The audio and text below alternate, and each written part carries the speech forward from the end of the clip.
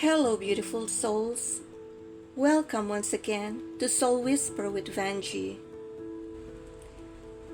Today, we are diving into a very delicate and profound subject: sin.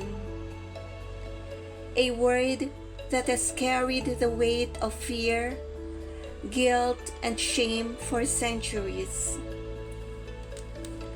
But here together, we will gently open its meaning and see how it fits into our journey as children of God. From childhood, we were taught to avoid sin, to fear its consequences, and to condemn those who fall into it. But what if sin is not meant to be seen as a punishment or eternal label, but rather as a human experience, an act that distances us, even for a moment, from our highest truth? Sin at its heart is not about angering God, for God's love is infinite and unchanging. It is about how we forget who we truly are.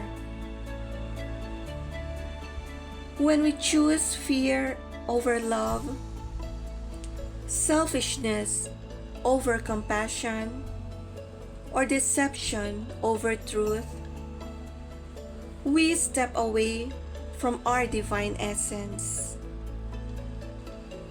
And in this stepping away, we feel pain, emptiness, and guilt.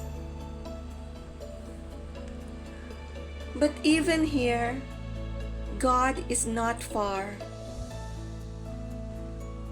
Instead, God whispers to us through our conscience, inviting us not to drown in shame, but to rise, learn, and return. In truth, sin is not the end. It is a classroom. It shows us what love is not, so that we may remember what love truly is. And through mistakes, we grow in wisdom, humility, and compassion for others. So the real danger is not in sin itself, but in staying blind and unwilling to grow from it. Every so-called fall is an opportunity for a greater rise. Every shadow is a teacher guiding us back to light. When we look at our own lives, we may see choices society calls sin. Some may judge, whisper, or condemn. But remember, only God sees the heart. God knows the purity of your love, the sincerity of your intentions, and the depth of your longing to walk in truth.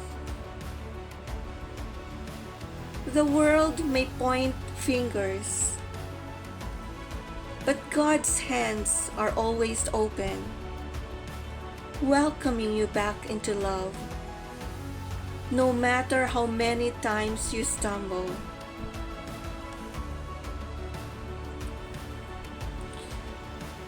Let us affirm together: